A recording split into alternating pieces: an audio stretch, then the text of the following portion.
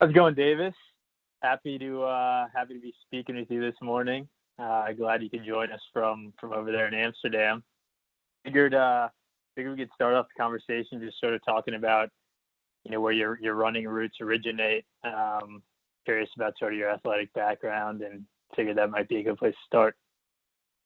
Yeah, for sure. Thanks for reaching out and initiating the conversation. It's easy for me to talk about running. It's how I spend a lot of my time, and it's a big passion. So happy to do it. Where do you want to start? Of just my athletic background, or Yeah, I guess just have you always kind of been a runner? Did you do track in high school? Was it something yeah, sure. you'd been introduced to at a younger age, or I'm just curious when sort of you really got passionate about it. Yeah, so I'm from the Boston area originally. I live in Amsterdam currently. I'm doing the interview here from Amsterdam in the Netherlands. Um, as a kid, I was an avid soccer and lacrosse player. Really, lacrosse was my main sport. Lived and breathed lacrosse growing up. Both my older brother and sister, I'm the youngest, played lacrosse in the collegiate level, and like my dad ran the youth program in our town, so I always had a lacrosse stick in my hand. Um, and then saw in the off seasons, I would just play soccer to really stay in shape, and just because I love sports, and I was a right wing, just ran up and down the sideline. Yeah, hell I yeah, we got that in my common. Nice, yeah, yeah. So I mean, I didn't have the best footwork. I was never the most skilled person on the pitch, but certainly could outrun a lot of people. So I mean, endurance was always just came pretty naturally. Like I remember in middle school running my first mile time, and I was like the fastest. I think I did like a sub 7 minute mile, and it was like, whoa! I never knew I could do. And that was endurance at the time, 1 mile. Um, but yeah, from there, I mean, I was a midi playing lacrosse, and really like lacrosse was the focus. So I didn't run for fun. It was always to train and get in shape for sports. Um, so when I went to Union College in Schenectady, New York, and my goal was to play lacrosse there. Freshman year, I show up, and also I was like junior, senior year of high school, I started really beefing up. Like I'm a pretty short guy. I'm five, almost 5'7", I say, but really like 5'6", and I started like lifting my face off and getting really into weights.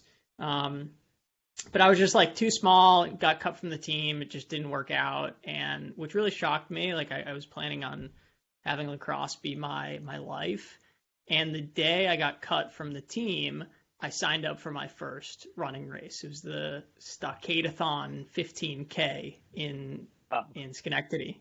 It was legitimately like 2 hours after I got cut from the team, and that was like my life, right? It was like lacrosse was everything, and then I was like, maybe I'll try something else.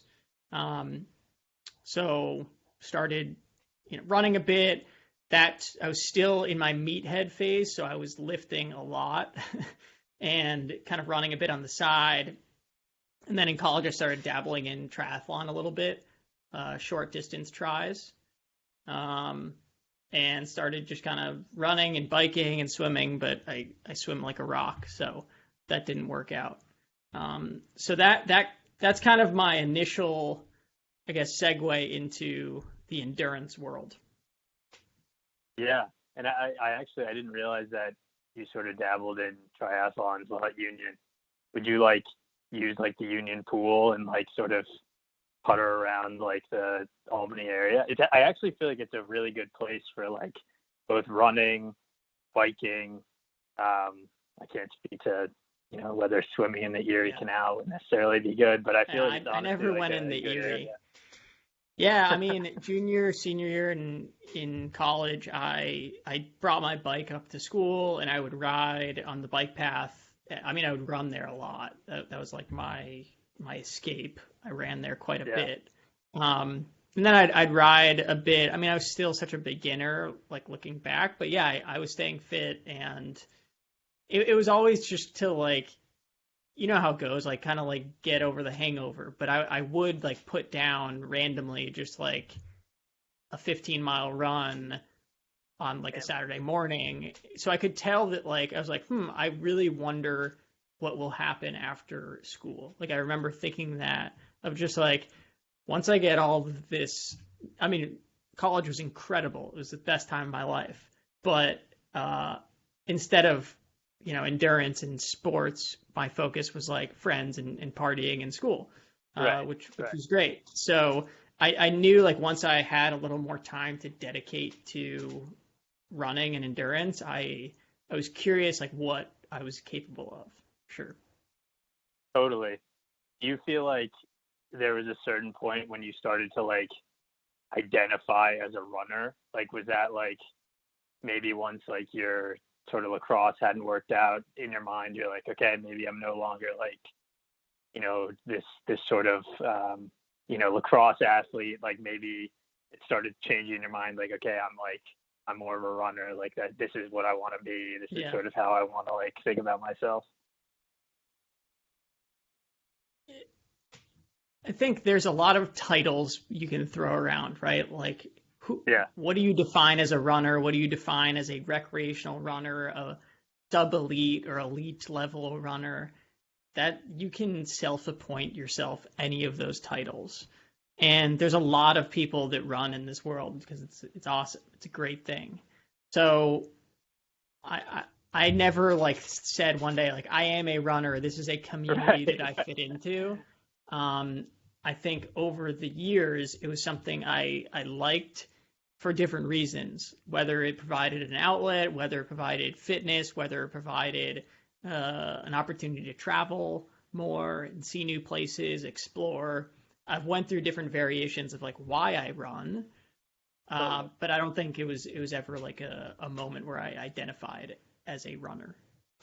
Yeah. I think the reason I ask is just like when I talk with friends who maybe haven't been running like for even as long as like you or me. I've only been running for what, like a year, 2 years, but they just have in their mind like I'm not a runner. Like I could never run like sort of like I could never run 5 miles. I could never run 10 miles. And I feel like you almost have to like start to break that identity and sort of be like, who says that I can't like do that if I put in like the necessary training? It's almost like having like a certain kind of like growth mindset about it to be like, Yeah. okay, right now, like I might not be a runner, but like I know that if I put in like the time and effort and sort of like train towards a goal, like I can become that kind of person.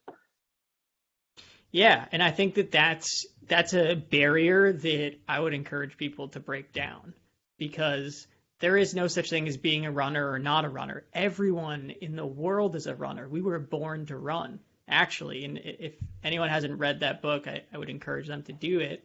But as humans, like running is very natural for us. So it's really getting in shape, which is the hardest piece of everything. So most people that go out for like a 2 mile run, a 3 mile run, and come back and they're wheezing or you feel like crap, the reason for that is just because you're not used to it. Your body is saying, "What's going on? This is very unnatural," which happens with any new thing. If have a first day on a job, or you go to meet a new person, or on a first date, something like that. It feels weird at first, but if you do it again and again and again, it actually just becomes natural. It's like, oh, I know how to do this. Totally. And I think we'll get into that later, just sort of like tips and advice for, people that are starting off. But I will say, like, I think reading Born to Run sort of like helped change that mentality for me. It was kind of like not even like a mantra, but sort of like a constant reminder in my head while running, like people before me have done this. Like I was sort of like, this is like my natural like way of living. Like this is how like the people before me used to like find food. Like it's almost just this Yeah, sense that like keeps you going, kind of. absolutely. Absolutely. Totally natural. Yep. Yeah. So I guess I'd love to learn in terms of like you sign up for this 15K. How does this sort of start to progress into a desire to do, longer and sort of more endurance type races? Yeah. So I signed up for the 15K. I did a couple other half marathons in college that I did pretty well at, like sub 130 halves. So, like around like 620, 630 pace, which is like, above average. So I was like, okay, Yeah. I'm like, this is interesting to me because, you can be successful, right? That was enticing. Also like did okay in some of the triathlons, but I really am a horrible swimmer and rider. So I was like, okay, I can do well on the run segment. I would like analyze how I did on the run and say, okay, this was a good day out. So I was excited about running.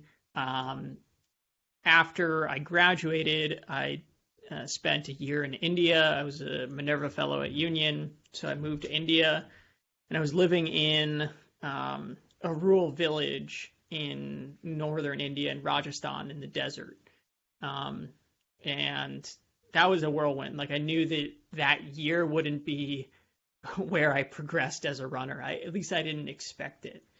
So I get to this village, and it was incredible. I loved my time there. Like just some of the happiest, simplest moments of my life. Just sleeping on a straw bed with very simple food, and just I lived in a very traditional conservative village. So first thing that happened when I showed up, my host father said, "No meat, no sex, no alcohol, or else you're kicked out of the house." So like, okay, well that pretty much was like the best things over the last 4 years, right? Right. In school, it's like those are prominent, right? So Devices, so it's right? like, okay, I gotta figure out what's next, and it was very simple, right? Waking up early, going to temple, eating a completely vegetarian diet. I changed my diet, and then I just started running in the countryside, like outside of this village, and people would look at me like I had 10 heads because no one exercises there for fun at all. Uh, but it was also this kind of way of like being being unique in a way. People were looking at me like I had 10 heads, but I kind of liked that. It was like, wow, what is this person doing? I ran from like village to village on this one dirt path. So I started getting in like pretty good shape because I wasn't doing much other than like hanging out in this village. I was working and running. So I was kind of bored one day, and I found online the highest altitude marathon in the world was in India, about a 2-hour flight north of Delhi, which is in the Himalayas. So it's called Leh Ladakh, a town called Leh, Leh. And it's a small, tiny Himalayan town, kind of like the furthest northern town that exists up there. And I was like, hell yeah, I want to do this. Like, I'm in great shape. I'll just sign up. So I ended up, it was 30 days before that I had signed up. So I didn't really like train for a marathon. I was just running. So I'd never run. Oh, the day before I left for India, I did do like a 26-mile run on my own just to get it out of my system. I was like, I want to run a marathon before I moved to India. So I had done 26 miles. I'd never done a marathon in a race. So I fly from Delhi, like take a puddle jumper, tiny plane up to Leh. We land, and I just start like projectile vomiting because I got altitude sickness. So most people, you're supposed to like take a motorcycle, and like it's a beautiful journey up to Leh to like acclimate slowly to the altitude. Right. But I get there, I got really sick, and then I got there a week early, so I acclimate. I do a hike up to like 15,500 feet, which is it was like just about Everest base camp level. So I was acclimating to the altitude, and then so race day comes. It was like a field of 400 runners. It was probably 300 locals, 100 of which were probably Indian military, because there's a military base up there. And then there's like 50 foreigners like myself who somehow ended up here as like a destination race or wanted to do the world's highest marathon. Yeah. So I remember being like quite nervous. I'm there with my fancy GPS watch. I had my pack, my singlet that I had been, excited to wear, and nice shoes. And we start running, and I think I had music on potentially. I was so focused for the first like 7 miles. And all of a sudden I look up, and there's a bunch of kids running next to me. They're like in middle school. And in India, it's quite common for men to wear like a scarf around your waist. It's just like you carry your scarf around everywhere. So they had their scarf tied around their waist, and they had really shitty shoes on, just barely anything covering their shoes. And they were whipping bananas at each other, like that they took off of the like aid station. They were just laughing, having a great time. I was there like so serious, looking at my pace. And I look up, and it's like the most beautiful scene I've ever seen deep in the Himalayas, like so gorgeous. And I was like, why am I so stressed? Like, why am I so serious? And all these kids who are in 6th, 7th grade are running a freaking marathon because it's just like something to do. They have school off because it's the only thing that is happening in the town. And I think in that moment, I realized that like running doesn't need to be a chore. It doesn't need to be a race every time. It can just be a fun day. And for sure, there is times to race, times to get better, but like more than anything, it's just to get out there and gain some fitness and see some cool stuff. So I think that was a big turning point. Yeah, and I think I honestly had like a similar kind of mindset shift. I'd never done track in high school or college. I'd always, like similar to you, sort of like played sports. I played soccer in high school and then at Union. And I'd always viewed running as like a punishment. Like, Yeah. you mess up in a drill, like go do a couple laps at like a quick clip. Like you're huffing and puffing, you're feeling terrible. And I feel like I almost carried that with me after Union. Like I would go out, I would try and just like right out of the gate, like get down to like 7-minute pace or like 6:30, just like absolutely gunning it. And I think it was also a combination of like, I thought that was how you got faster. But I think upon like learning a little bit more about running and also just trying to appreciate going slow, I began to sort of like, okay, like just take it easy here. Like you don't have to come like sprinting out the gates. Like, and actually when you're building like this like aerobic base or whatever, it's more productive to be like going at like a more reasonable heart rate. So I can totally like, attest to that sort of feeling.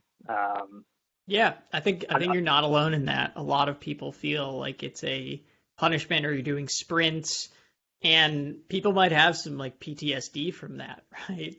Some horror stories of being forced to do sprints on a line, and that's not what running needs to be. Totally. So once you sort of had this realization, like 7 miles in, did you like, rip out the headphones, throw the Garmin to the wind and just kind of enjoy it, or what happened from there? Yeah, I enjoyed the rest of the day. I remember I had a visceral reaction early on when I saw someone with their phone taking a photo, and it's like, why are you taking a photo? This is a race. And then I remember recalling that and looking back, it's like yelling at myself, because why wouldn't you take a photo of one of the most beautiful places in the world? So yeah, it was a bit freeing. And I think once I finished that, being my first marathon and at very high altitude, I was like, wow, there was that question of what would longer feel like? How would I handle that? How would I respond?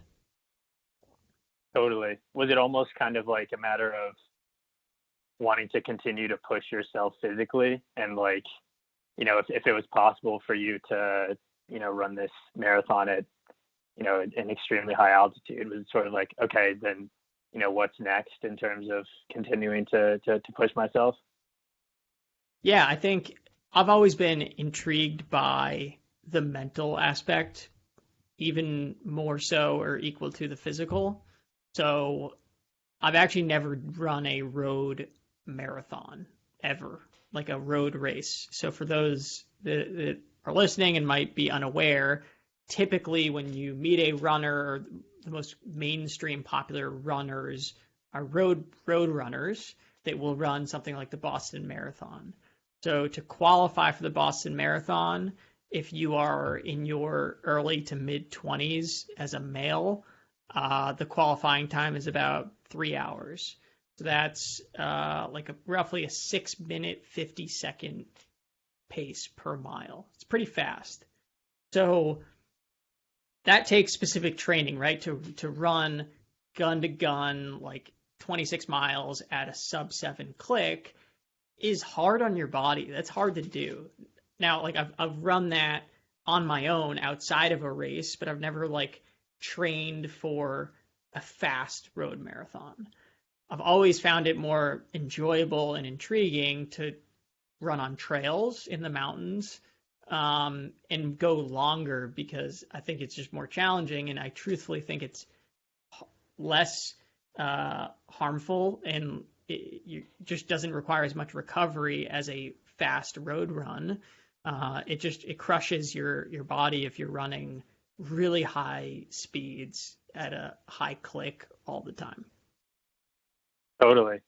I love to sort of get into your first 100-miler, but before we do that, I'm just curious, like at what point did you actually realize like, okay, I should get a coach, I should start having some more structure, some more sort of regimented training?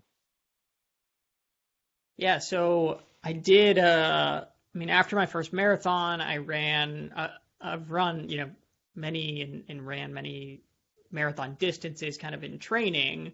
So I knew I was ready to sign up for my first 50K, which is 30 miles. So I did one or two of those, and then I signed up for my first 50-mile run, which was outside of Boston. And for those that live in Boston, there's a great community called the Trail Animals Running Club, TARC. They put on some great races in the Boston area. So that was in Hale Reservation, and that's a unique race, or it was, because it started at 2 or 4 p.m., something like that. So it was a loop of 25 miles, so you do two of them. So after the first loop, the sun sets, you grab your headlamp, and then you run the entire second marathon in the pitch black in really like difficult terrain.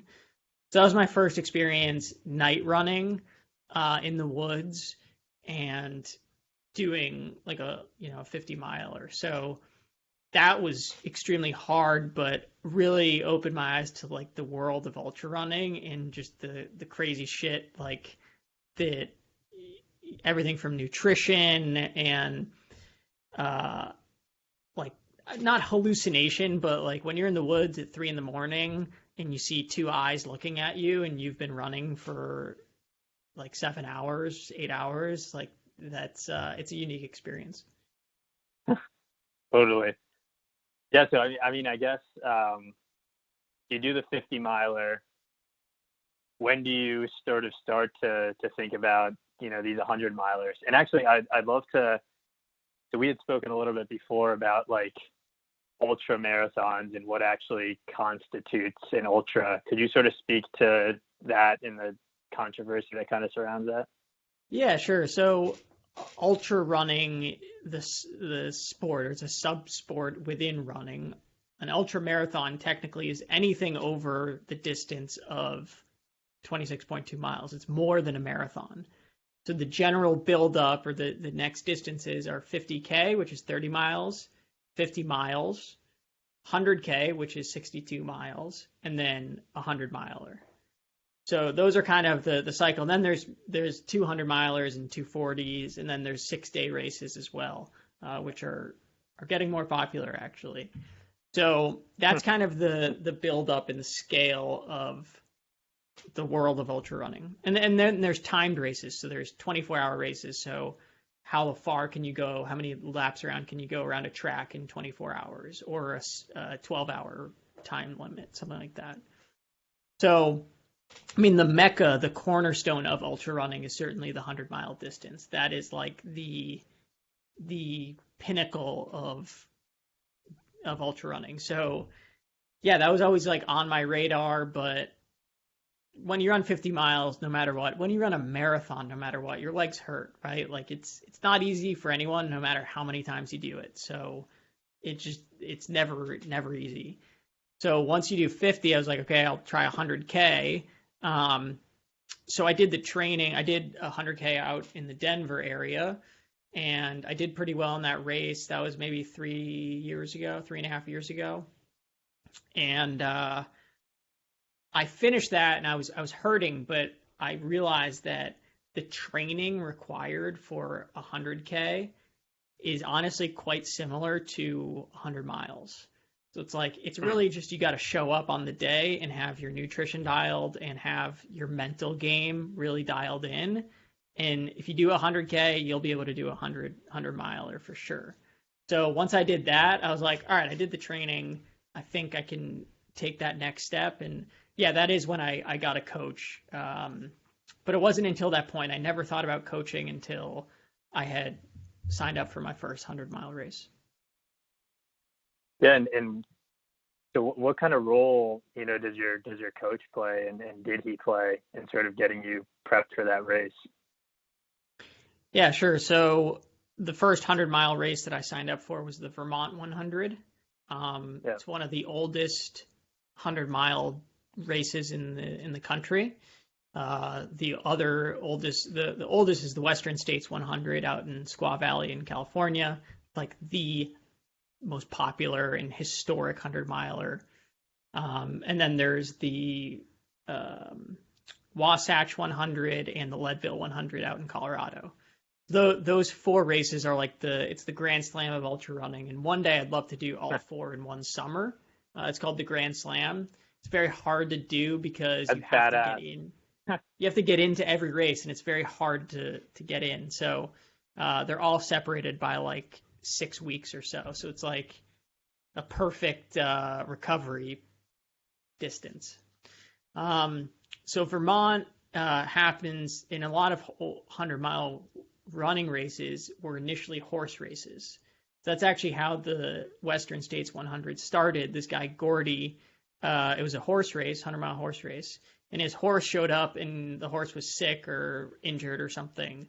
And Gordy was like, hell, I'll do this on foot, and I'll do it in 24 hours. And his buddy was like, no way, you cannot do this in under 24 hours. And he did it. So that's why the 24-hour cutoff in 100 miles is also a kind of a historic symbol of, like, if you run 100 in sub 24, you get a different belt buckle. That's what they give you when you complete 100 miles, a big belt buckle. And then if you do it within 30 hours, that's a different kind of tier. So anyway, I signed up for Vermont, and I found a coach in Boston. His name's Scott Dreyer, with this program Run Fasta. And he actually had won the Vermont 100 a number of years ago. So that's why I initially chose him, just because he had experience with the course. He did very well at it. And I just wanted to pick his brain on, like, how do you train for that terrain specifically? Because there in every 100-mile race, it's on trail, and it's very, hilly. So there is about 17,000 feet of vertical gain in the Vermont 100. So it just requires very different training than I was used to. Totally. Yeah, and then I had read sort of in your training leading up to the Vermont 100, you sustained some sort of injury. You sort of talk about, what happened there, and sort of how you just maintain sort of mental fortitude and got past that? Yeah, it's a hip injury that I'm still dealing with today, which is unfortunate, but it happens. Um, yeah, about I mean a month before or so, and this happens typically when I build up high mileage, anything over like 70 miles a week. Um, I just have a hip problem. It gets super tight. I think it's a lower back weakness that kind of Yeah. comes into my hip, but you have to be very careful about not pushing it too hard and injuring it more, but also maintaining fitness. And I think that, I work closely with my coach about not every run is meant to gain fitness. What I mean by that is like if you run 6 days a week, which is I run 6 or 7 days a week, and only 2 of those runs are what I would call a workout. So for most recreational runners out there, if you're going outside every day and you're just jogging 3 miles or 5 miles and you go the same pace every single day, you should probably think about changing that because right now, or it depends on what your goal is, but currently you're just exercising. You're not training. There's a very big difference between exercise and training. So for me, it's like, and actually a lot of elite marathoners, Eliud Kipchoge, for example, will commonly go out and run like 9-minute miles, really slow for a lot of elite runners. But it's just recovery. It's just getting the legs moving. And then once or twice a week, you might do like a long run or a harder workout. Yeah. So, I mean, so you had been training for this Vermont 100 for, months at this point, and then it sounds like in a training run, your hip sort of just got tweaked. Yeah. How did that sort of feel to be like, having put hours upon hours of work into this training, and then, in a split second, it was, in jeopardy? Yeah, it sucks. I mean, it really it's not a fun feeling, but it's part of the game, and I think that having an even keel and being steady is something that I work on to this day. I'm not perfect at it. You can ask my girlfriend. It's like when I have a shitty run or my hip is hurting, it's not a good thing. But Yeah. I think like, look, at the end of the day, it's just running, and that's actually one of my mantras that I learned from my coach. Of it's just running. There are so many more important things in life than running, and running is meant to be an escape. It's meant to be a good thing. And if you have to take a week off or a couple of days off, or you miss a run here and there, like it's not all about Strava and the accolades and the pacing. Like if I can run till I'm older and stay healthy, like that's the biggest thing. So you just need to put it all into perspective. Totally. So with the Vermont 100, I'd love to know just like sort of the different, peaks and valleys, and sort of like the mental roller coaster that sort of comes with in 100-miler. Like I'd imagine that, first 10 miles you're feeling like $1 million, and then like I don't even know what happens between like 10 and 50, but like even when you get to 50 miles, like I'm sure at that point you're already quite exhausted. And then to feel like, to have the realization that like, wow, I still have another 50 to go. I just love to like hear about sort of like the ups and downs and how you sort of just well, battle through that. They say running 100 miles is life in a day. So you have many ups and downs. You will laugh, you will cry, you will really be up and down. And I think that's one of the biggest things you need to understand going in, because you might reach your absolute lowest low at 23 miles in, at 50 miles in, at 80 miles in. You just don't know when that will hit, but you will rebound. You have to. And that's one of the biggest differences, I think, in an ultra run, like a longer than a marathon versus a marathon. Typically, yeah, you might have like a rough patch at 18, 19 miles in a marathon, but you can like quote like push through and then you're done with the race. During a 100-mile run, you might hit that low at 25 and then by 30, you're like back up high. So yeah, you just need to be very prepared. I think like one of the things is you just need to be very conscious of your heart rate and energy conservation. So you're very in tune with your body, your heart rate, your breathing. I always say like you only have a certain amount of matches in your body. Every time your heart rate escalates, you're burning a match. You're burning a match. And you don't want to burn those matches too early or you're screwed. So the first really 70 miles, you're trying to conserve energy. And then the last 30, you're racing. It seems like such a long time, which it is, but a big piece of that is like just going in with a very dialed nutrition and hydration plan. So it's like I had 22 ounces of water every single hour with a salt electrolyte tablet and about 200 calories per hour, like without fail. And I knew if I could stay true to that, any pain that I felt or fatigue would be in my legs, not from my GI shutting down or being dehydrated. So if I could control the nutrition and control hydration, then it's just your legs hurting like hell. And that's something I've dealt with before. And if you can manage pain, make pain your friend, then you'll be able to push through. Totally. Was there like, is there a low point that sort of sticks out? Like, oh, the aid stop at mile 62, like, that was a really, yeah, that was really actually tough one. it. Margaritaville is the name of the aid station, named after Jimmy Buffett. So ultra running is a fun community. Oftentimes during an ultra run, like people will be partying quite a bit during these different aid stations, like when you pick up water and food. So they're playing Jimmy Buffett there, and it's at the top of a big climb. So you're gaining like maybe 1,000 feet, 1,500 feet in like a mile. And you've run 60 miles at that point. No one feels good heading into that aid station. And yeah, the biggest issue there was I got to the top of that hill, and it's like, holy shit, I still have 40 miles to go. That's a tough pill to swallow. So it's really just like trying to not look that far ahead. Yeah, And that's when you get into the motion of like just mile by mile, aid station to aid station, breaking the race down into 5-mile pieces, because you can't digest 40 miles in your brain all at once when you're that fatigued. But you absolutely can digest 1 mile at a time.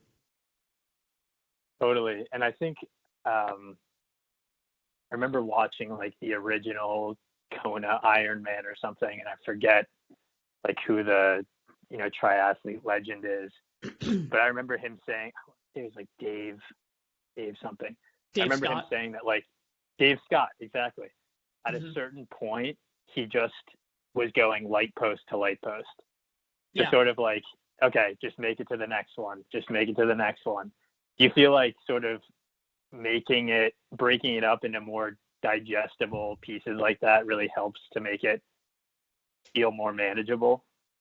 Yeah, absolutely. And that's applicable on any distance. So whether you're running a mile outside your house every day, pick a lamppost, pick a light, run to that one the next day.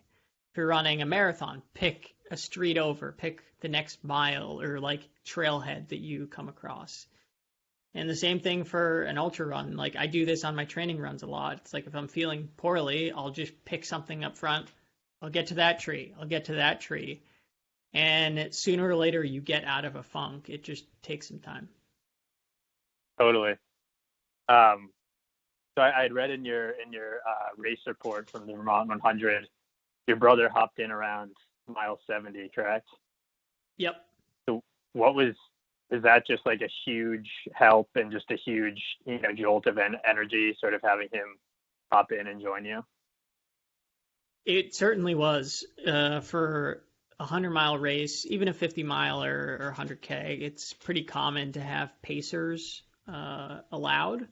And that's kind of an old historical thing that is really for safety. Like if you're running at night, you just can get delirious, and it's good to have someone to run with. Also, make sure you're urinating, make sure you're eating. Not everyone supports a pacer. Not everyone has a pacer. Like a lot of people will say that's a weakness even.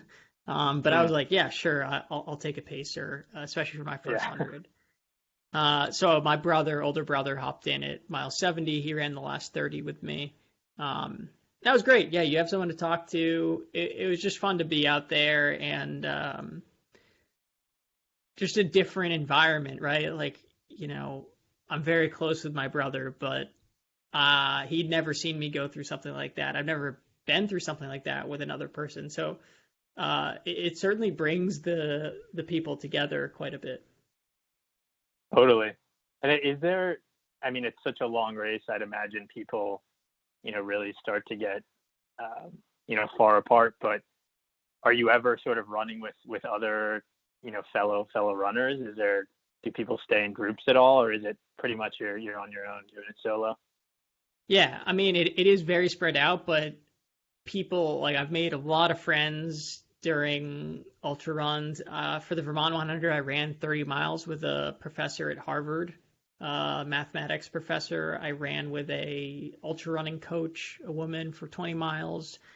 Ran with a guy who had a horrible knee injury from Colorado for 10 miles. Like, you remember all those things, and you call it yo-yoing. So you just kind of you might see the same people every now and then. You wave, you might exchange some words. You can tell if people are in a chatty mood or not. Totally. But in a 100-mile race, for sure, for most of it, and for most people, you are on your own, and you are quite spread out. Yeah. So you had said, the first 70 are about getting through, and then the last 30 is sort of a race. Tell me what that actually looked like. Did you, right at mile 70, really pick it up and start thinking about trying to, place, or how did that actually go? Yeah. Yeah, it was just getting to 70, and then my brother would help me. So I knew I was, I think, top 15 or close to the top 10 for the men, and at the time. So top 10 for 100-mile is kind of like the podium for most other races. It's usually the kind of what they recognize. And I felt pretty good at 70 in the sense that I could still run, and I was a lot of people late in the race will be power hiking the uphills. Like, your hands are on your knees and you're hiking with authority, but you're not running uphill. And I was still running uphill I was sorry about that. I was running up some of the hills, so I knew that I was in decent shape. But I mean, it was hard. It was a mess. And then, honestly, it's funny. I'm pretty competitive, but I remember distinctly being at that point I could care less what place I come in. It's just you just want to finish at that point, and my competitive nature actually unraveled, because it's just this is great no matter what happens. Totally. And you did end up finishing top 15, right? Or around there? I think I was 17th overall, maybe, something like that. It was around That's there, ridiculous, yeah. Especially for your first 100-miler. I feel like that's pretty damn impressive. Yeah, it's still my fastest 100 to date. So I had read a little bit about, and you had sort of touched on it a little bit, but sort of the strategy of using mantras. I think in your Vermont 100, you had just sort of to repeat fuck this. Do you sort of talk about what that's all about and how that sort of helped you out? Yeah, mantras are a powerful system mentally.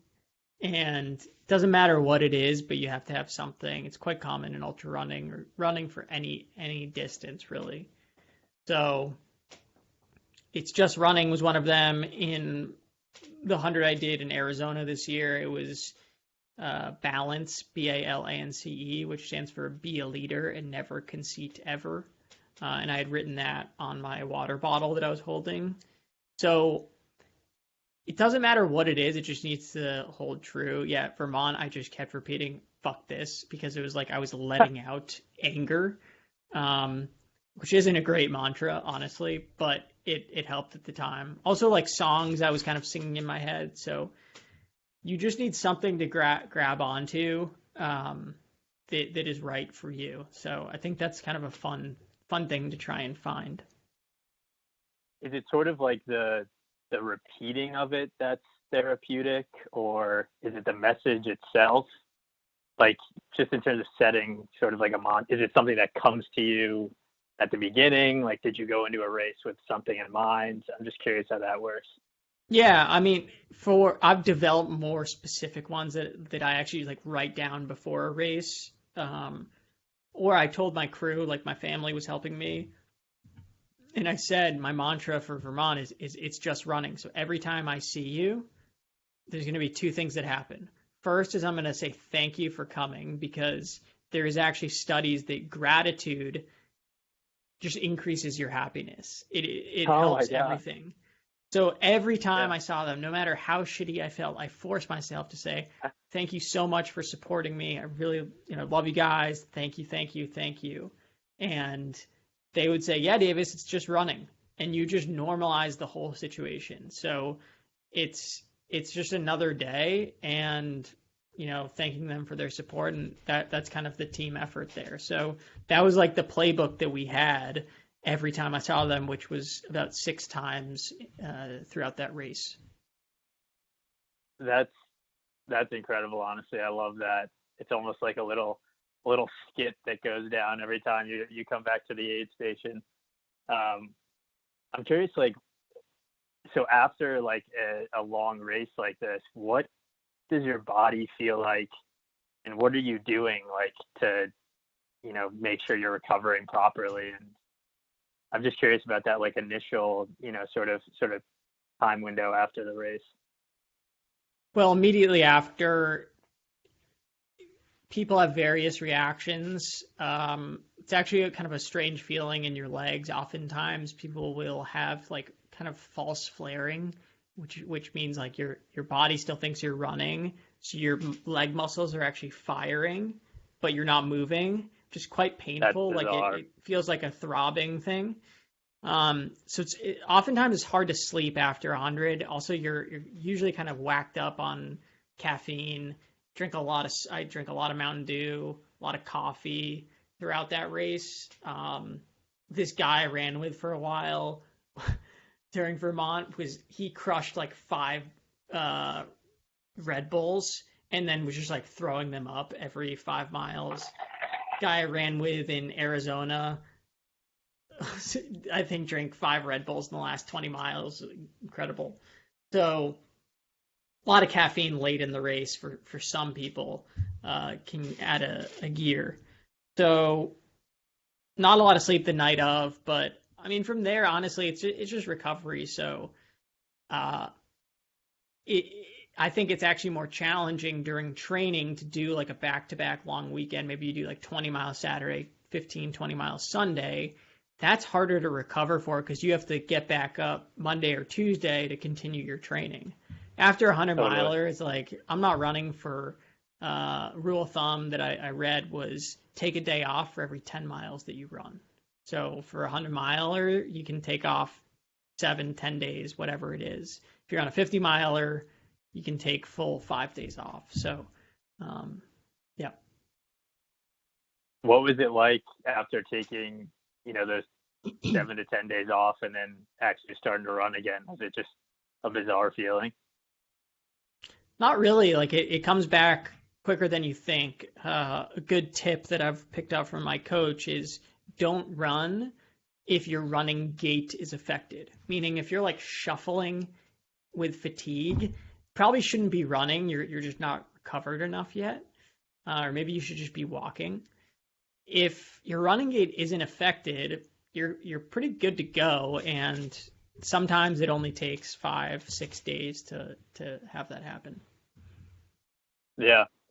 I'm curious, like, after completing a physical accomplishment like in 100 miler, and maybe we can point to the Vermont 100 in particular, like, do you feel like you learn about yourself?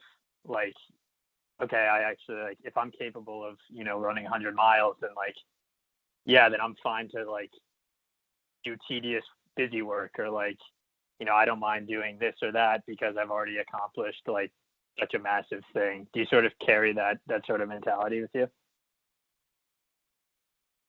So the 100-mile race, it's important to describe that it's not a one-day thing. Running 100 miles is the culmination of months and months of discipline, of training, of preparation. So by the time you toe that start line, all the things that you just mentioned should already be true.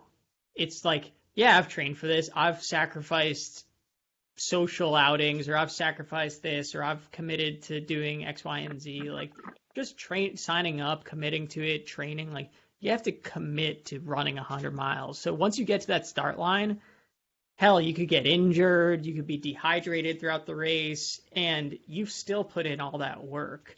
Even if you DNF, you don't finish, you drop out, it's like you've put in the hard work. So, I mean, for sure, finishing that race is transformative. It was probably like the most emotional I've gotten in my life that I can remember. But that was more of the outpour of months and months of training and that commitment coming together. And it's like, okay, it's actually over. I did this. So, I mean, yeah, it gives you a confidence boost, but I think that confidence was built through the entire journey and not just that single day. Totally. Yeah. I think that makes a lot of sense. It's more about sort of like the journey there, and it's culminated in the race. But yeah, you look back on sort of the months of training and then other activities foregone. I'm curious, just like, this is going to sound super basic, but like, what does like running mean to you? Like, do you see it as a physical outlet? Is it something that's just habit now? Does it clear your mind? I'm just curious, like, how you sort of, view the act. Yeah, for sure. I think on different days, I'll probably give you different answers. It supplies a lot to my life and who I am. And it's meant different things over the years. I am certainly a routine and disciplined person. You can ask my friends that, and my family. They'll be the first ones to tell you. So it helps just having that routine. I like being fit, so it's like an added bonus, right? It feels good. You're eating healthy. You're sleeping more because you're so tired. So it just like compounds the positive things that I just enjoy to have as a staple in my lifestyle. But also it's a social way, right? Like I like running with friends if I'm with them, or I like meeting people or exploring. Like, I live in Europe now, so there's nothing better than going to a new European city. Most of them have a river that runs through it. So it's like you find the river and then you run along the river, right? And it's like that's a cool way to explore a new place. And I certainly feel lucky that when I travel, I'm able to see the entire city and more in a morning, when I think, unfortunately, a lot of people will see, a couple streets and a pub, and like that's the extent of their sightseeing. So I think like I just feel lucky and fortunate to be able to have running in my life to be able to enjoy those things. Yeah, absolutely. And I think unfortunately, sort of I was thinking about this the other day, the traveling that I did while I was abroad, it was a lot of like what you were talking about. Like, I saw a couple pubs, I saw, the beer halls in Munich, but like, I wish, like, looking back, I brought running shoes and like, ran around Munich, ran around Switzerland. Like, it would have been such a good opportunity to really like actually see the city. Yeah. And hey, I'm the same way. I was abroad in Interlaken, Switzerland, and some of the most beautiful places, and didn't see a single site really. I didn't explore. I mean, did some hiking, but yeah, I think that's normal, and can't beat yourself up too much about it. But it's good to look back and think about what you'd change. Totally. So I'm curious. So I feel like a lot more people are getting into running now, just with gyms being closed, and for those that maybe play pickup sports, that's not really an option anymore. So for those that are sort of turning to running as a physical outlet, do you have any advice in terms of just sort of getting started and maybe some of the basics? Definitely. I think the first step is simplify things. Don't make it too complicated. And you don't need a nice watch. You don't need great running shoes. There's so much content and media about the gear and how to run and what to do and how fast to go and how many miles to complete. It's like, deal with that once you've developed some sort of baseline, right? Then you can start learning more and navigating the literature as you please and whatever interests you. But the first step is like the hardest part about running, as I said earlier, is getting in shape. So it's like, if you run twice a week and then you take 2 weeks off, you're not going to get in shape that way. You're not going to get fit. And that's the reality. You need to be very understanding of that. So it's like, I would probably pick a goal, whether it's a 5K or a 10K, and work towards that goal. So it's like, one day I want to wake up and be able to run 10 miles or 6 miles, whatever it is, and work backwards from that.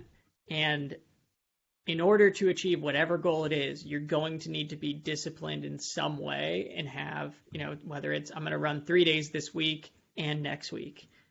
But I think that's one of the biggest things of having even just somewhat of a basic structure of like maintaining that fitness is the first thing. And then don't overthink it, right? You don't need a fancy watch. You don't need fancy shoes. Whatever you read online, take it with a grain of salt. Like I said earlier, we're all born to run, and the worst thing that happens is you overtrain, you get a little injured, and there's ways to prevent that. So the other thing I would just say is abide by the 10% rule, which is don't increase your mileage by more than 10% week over week, unless you have a race or something. But if you're just starting out as a runner, if you run, let's say 15 miles, don't run more than 20 miles the next week, something like that. Awesome, man. Well, I appreciate you sort of hopping on and talking for a bit. If people want to sort of follow your journey, is Instagram the best way, or your website as well? Yeah, well, I'm not a celebrity, so I don't push out a lot of content. But yes, I think my Instagram is public, so it's Cutter Around the World is my Instagram. DavisCutter.com is where I publish race reports. So I'll publish a report for the thing I'm training for now, which is a 100-mile fastest known time attempt in the Netherlands here in June. So with all the races canceled this summer, there's a lot of FKT attempts happening around the world. So I'm excited to give it a go. Nice, man. Well, we're all excited to see how that goes, and we'll be tracking it for sure. Sweet. Thank you, Charlie. Thanks, Davis. See ya.